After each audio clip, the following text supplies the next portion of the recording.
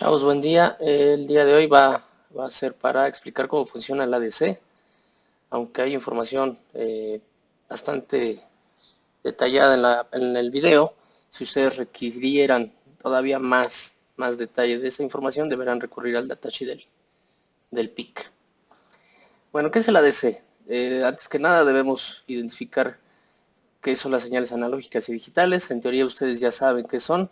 Las analógicas ya saben que son señales que tienen un valor definido dentro de un rango y pueden tomar ese valor, pueden tomar cualquier valor dentro de ese rango. Hay una cantidad de valores infinitos y bueno, normalmente se representan a través de medidas físicas. Las digitales, sin embargo, no tenemos esa infinidad de valores, son valores discretos. En el caso de las señales digitales o binarias, que son las que usamos nosotros, pues solamente hay dos valores. En el caso del PIC, 0 y 5 volts, que representan el 0 y el 1. Y bueno, en general el ADC o un ADC funciona o sirve para convertir esas señales analógicas en señales digitales, para que nosotros podamos manipular los datos de mejor forma. Más fácil sumar, restar, que tener datos infinitos de este lado. Por consiguiente, la conversión pues, implica un costo físico, entonces las señales digitales normalmente son más caras para su fabricación, digamos así, para su obtención. Sin embargo, las analógicas, a pesar de ser más baratas, pues la manipulación de los datos es más compleja. Bueno, el proceso de conversión analógica a digital la van a ver con mucho detalle en una materia, en un módulo que tienen designado para eso, pero aquí se los muestro de manera muy general. El convertidor analógico digital funciona de esta manera.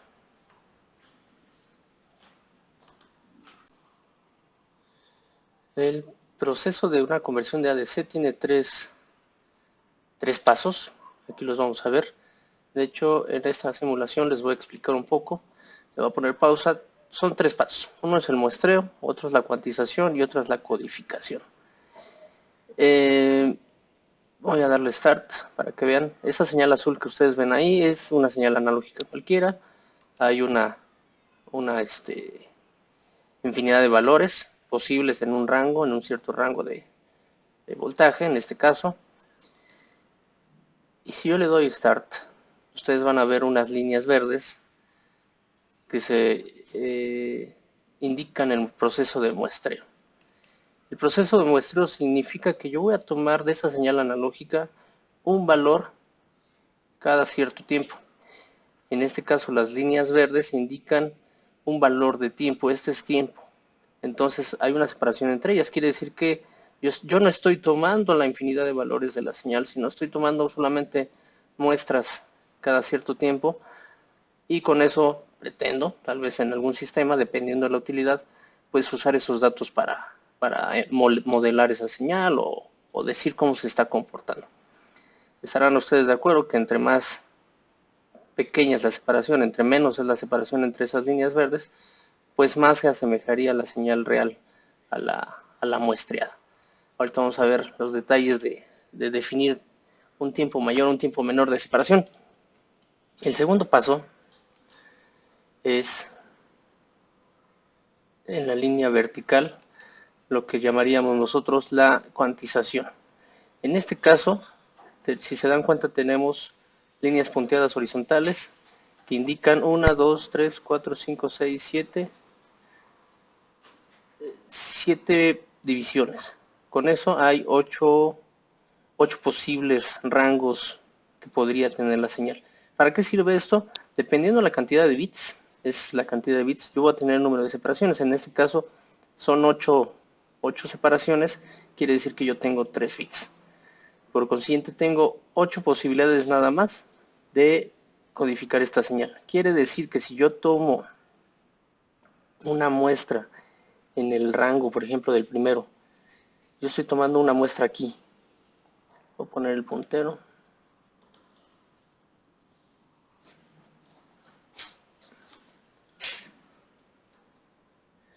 Estoy tomando una muestra aquí. Quiere decir que ese valor que yo estoy tomando para mi codificación, para mi cuantización, solamente puede estar tomando el valor de 1 o de 2. Cualquier valor que yo tome aquí va a tomar o 1 o 2, dependiendo de lo que yo elija. Puede ser que yo haya definido, ¿sabes qué? Todos los que están dentro de este rango van a tener el valor de 1. Todos los que están dentro de este rango van a tener el valor de 2. Y si se dan cuenta de estos dos, por ejemplo, aunque físicamente el valor muestreado puede ser un poco distinto, por la cantidad de bits que tengo de resolución, le estoy asignando el mismo 2. ¿No? A este también le estoy asignando el 2. En este caso, yo a este le estoy asignando el 3. Y así me la llevo, ¿no? Entonces, si se dan cuenta también, la cuantización o la calidad de la cuantización va a depender mucho de la resolución que yo tenga aquí. Entre más pequeños sean estos bloques, estos rangos, pues mejor fidelidad voy a tener de la señal. ¿Sale? Y bueno, finalmente tenemos el proceso de codificación, que es asignarle un valor, ¿no? O sea, muestreo es tomar los valores de la señal cada cierto tiempo. Cuantización es definir estas separaciones, ¿sale? A todo un rango le voy a asignar solo un valor, a todo este rango les voy a asignar un solo valor, y posteriormente en el encoding yo le asigno un número decimal, que finalmente es el que vamos a usar pues cuando programamos algún PIC, ¿no? El número como tal. No uso 3.45 volts, no uso un 3 o un 7, ¿no? Ese es el valor que yo puedo estar manipulando. Bueno, voy a quitar esta parte. Eso en general es una señal analógica, una conversión analógica a digital. ¿Qué repercusiones tiene el muestreo? El muestreo, como les comentaba, es el que se refiere a la calidad con la, a la calidad con la que se toman las muestras en función del tiempo que yo uso para tomar esas muestras. El periodo de cada qué tiempo yo tomo una muestra de la señal. En este caso vean el ejemplo. Voy a poner el puntero. Vean aquí, la señal continua es una señal analógica original, ¿sale? Y piensen los puntitos blancos que se alcanzan a ver aquí, que es las muestras, ¿sí? Las líneas, es la indicación de que cada tiempo, en cada línea yo estoy tomando una muestra de la señal.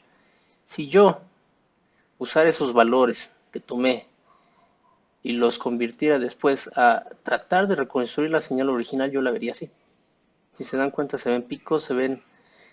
Digo, finalmente sí veo la señal más o menos, o sea, la forma de la onda es más o menos la misma, y dependerá mucho de lo que necesite en el sistema, ¿no? Que estoy realizando. Si para mí es suficiente contener la señal o la forma de la señal al reconstruirla, pues está perfecto, ¿no? Pero si yo quisiera los detalles de lo que pasa en este punto, tal vez entre estas dos muestras, probablemente esa frecuencia de muestreo no me sería suficiente, porque yo no vería los detalles, simplemente veo una línea recta, ¿no? Por supuesto, siempre tenemos la balanza de decidir si quiero mejor tiempo de muestreo, sea más pequeño, o quiero costo, ¿no? Normalmente un tiempo de muestreo alto, más bien rápido, un tiempo de muestreo rápido implicaría que el sistema sea más caro, ¿no? Estamos hablando de sistemas que pueden trabajar a megahertz, gigahertz, entonces entre más alta sea la frecuencia de muestreo, pues el sistema se vuelve más caro cada vez. No sé si recuerden que en el primer módulo, cuando vimos el uso de los equipos, les hablé de un teorema de Nyquist acerca de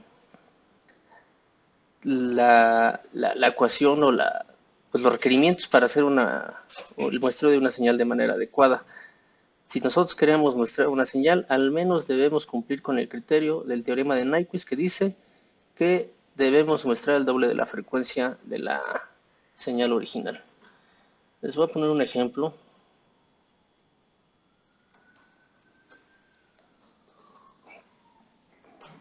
Pensemos que tenemos, que de hecho creo que ya se los había puesto, pero más vale. Supongan que tenemos una señal senoidal a 1 kHz. Ahora pensemos que yo quiero muestrar esa señal al menos al teorema de Nyquist. El teorema de Nyquist me dice que deberías muestrear al menos 2 veces, es decir, 2 kHz.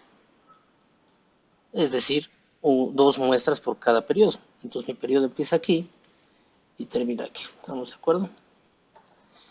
Imagínense que yo hago caso al teorema de Nyquist y empiezo a mostrar la señal a 2 veces cada ciclo. Y resulta que tengo la mala suerte de empezar aquí.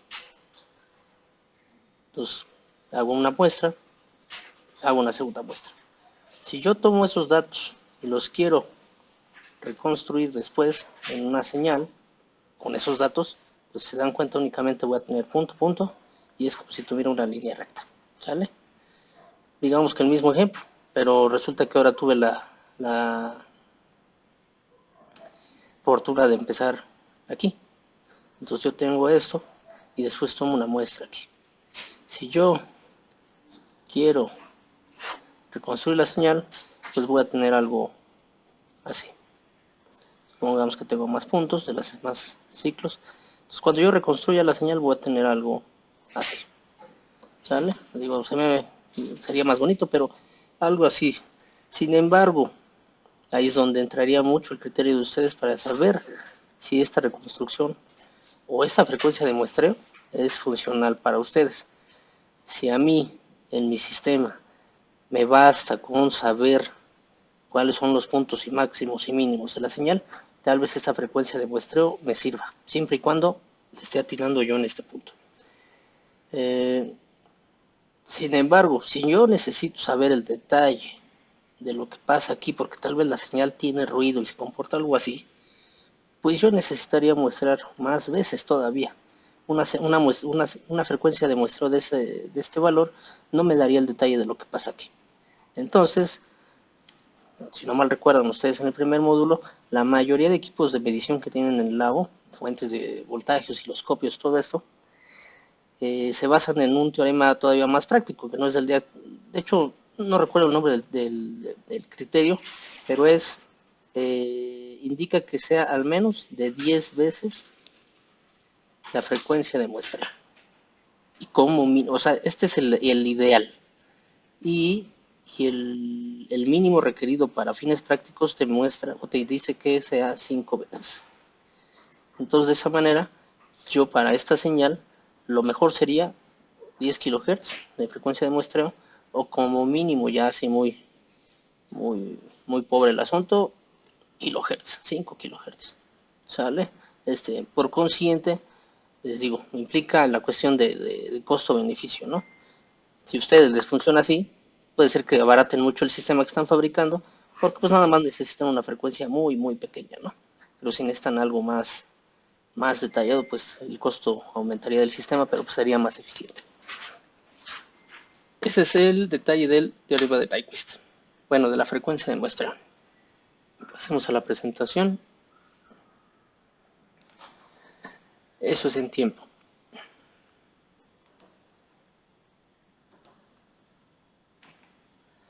Ahora, respecto a la parte del eje vertical, que es la cuantización, se refiere a la resolución del ADC. ¿Sale? Si ven ahí en la presentación, tenemos dos ejemplos. Una señal en azul, reconstruida de alguna manera, a 3 bits. ¿Sale? En 3 bits solamente tengo 8 posibilidades, 8 posibles valores que puede tomar la señal.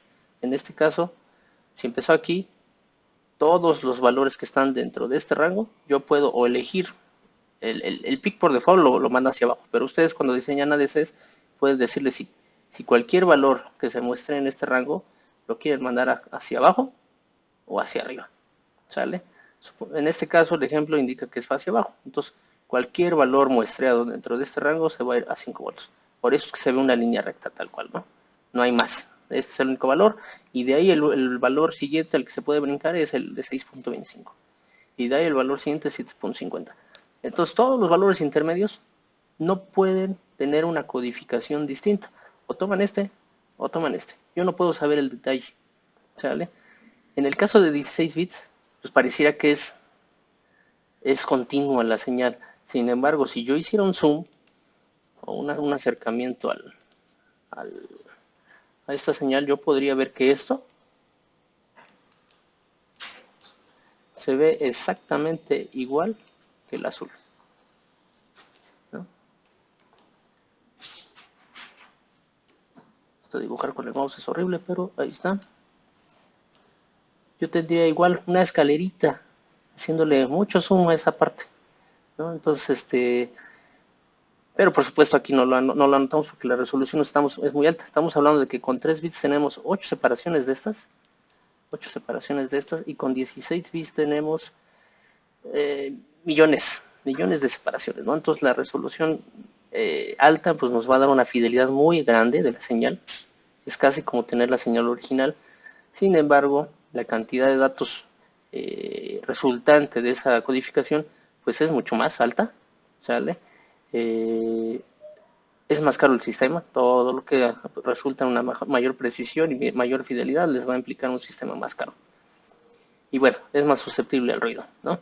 Porque cualquier variación de voltaje o lo que sea implicaría que tal vez este valor que está aquí pueda brincar sin problemas al de acá, porque el voltaje o la detección de diferencias de voltaje entre este y este es tan pequeña que cualquier variación puede hacer brincar de uno al otro. ¿Qué es más difícil aquí? Es más difícil que un ruido eléctrico pueda pasar de 6.25 a 7.50 volts, ¿no? Esa también es la situación.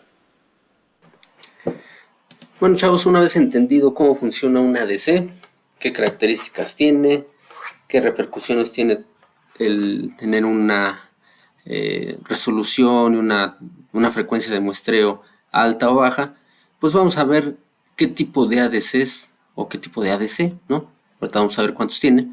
La SP32, qué pines podemos utilizar para alimentar con señales analógicas la tarjeta y poder hacer conversiones, y qué funciones podríamos manipular para utilizar el ADC a nuestra conveniencia dentro de nuestros proyectos. Bueno, dentro de la información que ustedes tienen en la primera presentación hay una liga al manual de referencia técnica de la SP32, y dentro de la información que ustedes pueden visualizar, por ejemplo en este caso en el capítulo 29, en donde dice on chip sensors and analog signal processing, nosotros vamos a poder visualizar que la SP tiene integrados dos ADCs de 12 bits del tipo SAR. Seguramente ustedes verán en algún módulo que hay distintos tipos de ADC. Uno de los tipos es un ADC de aproximaciones sucesivas, que bueno, tiene ciertas características. Una de esas características es que usa los ciclos de reloj del microcontrolador. Bueno, aquí en este caso, ¿no? En general usa ciclos de reloj para ir haciendo la conversión bit por bit de la señal analógica que está siendo alimentada en la SP32. Entonces, lo menciono los ciclos de reloj porque al finalizar, o a la parte final de este video, vamos a ver algunas de las funciones, y una de esas habla de el reloj que utiliza el ADC.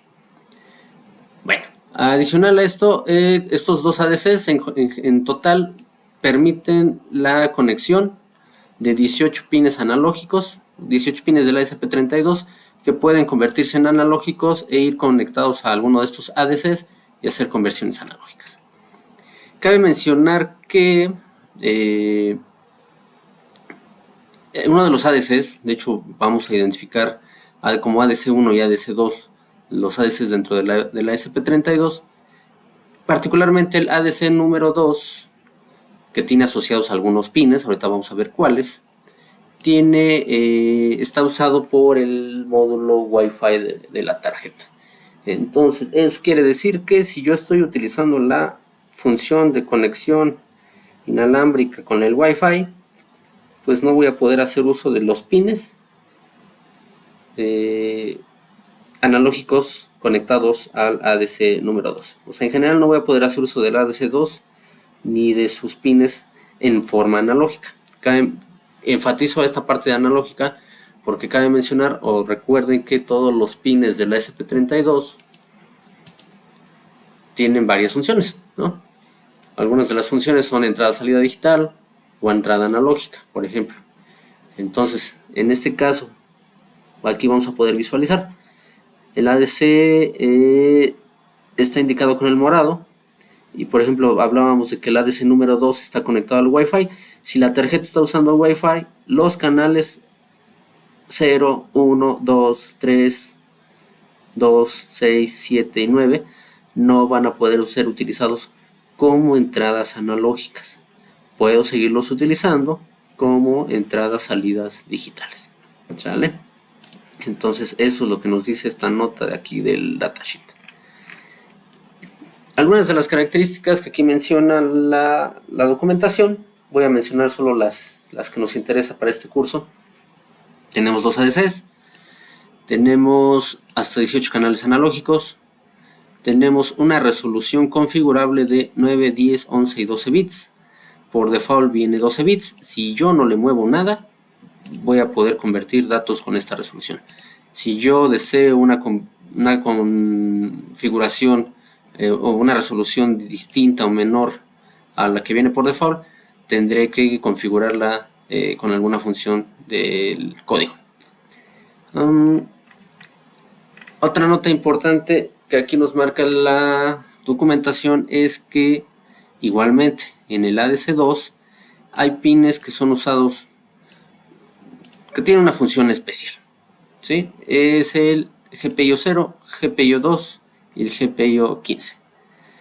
Entonces esos pines para la función analógica no van a poder ser utilizados de manera libre hasta que se deshabiliten o se configure de tal forma que puedan dar un funcionamiento adecuado para la función analógica. ¿Sale? Digital podemos seguirla utilizando. No se sugiere en este momento que las usen para señales analógicas. Bueno, entonces ya nada más para finalizar la parte del hardware, de los pines. Aquí en este diagrama, cómo llegué a este diagrama, la documentación que les mandé, los manda a esta página. Y aquí hay un diagrama, aunque hay una lista, ¿no?, de los pines y de sus funciones. La verdad es que este diagrama está muy entendible. Aquí nos indica que los canales analógicos están en morado. La X significa el ADC, el número del ADC, y el CH el canal. Entonces aquí tenemos los morados. El canal 0 del ADC1 está conectado, o multiplexado más bien, con el pin digital 36, ¿no? El canal 3 del ADC1 está multiplexado con el canal o el pin 39 de entrada-salida digital. En otro caso, por ejemplo, el canal 0 del ADC2 está multiplexado con el GPIO 04. Entonces aquí podemos visualizar los 18 canales analógicos que tiene, que aunque son 18, pues no todos los podemos usar en todo momento, de acuerdo a lo que se mencionó previamente. Ahora bien, en cuanto a hardware, software, aquí también en esta página, que también deberían poder visualizar la documentación que se les pasó, vamos a poder ver en general las librerías. Ahorita voy a mostrar las del ADC, pero si lo notan aquí a la izquierda, podemos ver las librerías que están asociadas cuando uno instala la SP32 en el IDE de Arduino. Entonces estas son las librerías que se instalan, y las que están disponibles para hacer el uso del ADC son la de la lectura analógica, una lectura analógica de milivolts. ¿Cuáles son? Estas podríamos decir que son las dos importantes que vamos a estar utilizando. La lectura analógica no es más que una función que nos va a pedir el número del pin, y el número de pins debe ser un valor entero de 8 bits, sin signo, un signed int de 8 bits, y va a devolver un valor sin signo de entero de 16 bits. ¿Sale? En este caso, imagínense que usamos la resolución por default, que es de 12 bits. Vamos a poder recibir un valor entre 0 y 4095. 0 corresponde a 0 volts, 4095 corresponde a 3.3 volts. ¿Sale? ¿Qué diferencia hay con la de abajo? La de Analog Read Millivolts. Quiere decir que esta función directamente ya nos va a convertir este valor que aquí se leyó, entre 0 y 4095, yo le voy a pasar el número de pin y ya no me va a entregar este valor entero de 0 a 4095, sino ya me va a entregar un valor convertido a voltaje en una variable de 32 bits sin signo. Es decir, para un valor de 0 volts me va a entregar un 0, ¿no? Para un valor de 3.3 volts me va a entregar un 3300, porque está en milivolts. Ok. Otra de las funciones que podrían querer utilizar es el de indicarle la resolución. Puede utilizarse esta función. La verdad es que yo encontré dos funciones que tienen distinto nombre, pero al final funcionan exactamente igual. Y hay otra que se llama analog set width.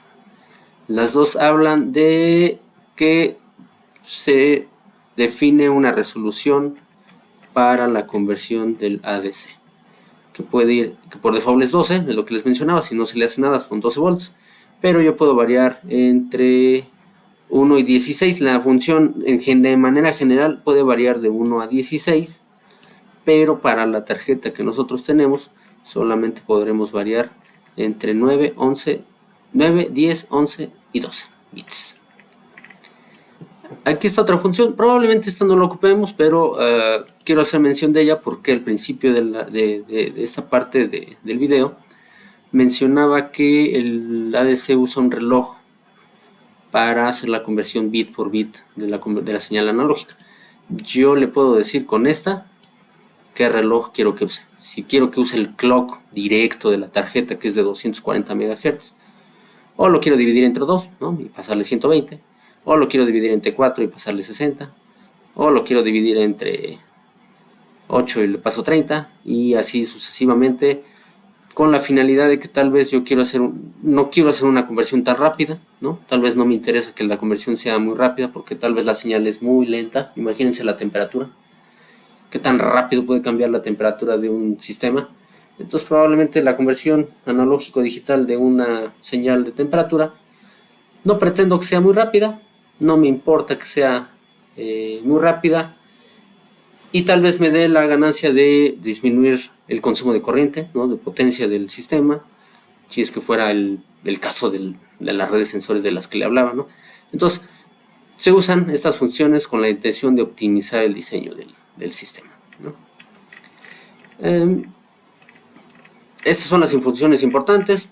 Más adelante podremos ver que la tarjeta tiene sensores incluidos del tipo analógico. Tiene una lectura de sensor Hall, tiene una lectura para sensores touch, pero bueno, eso ya lo veremos más adelante. Por el momento esta es la información de la SP32 y su ADC.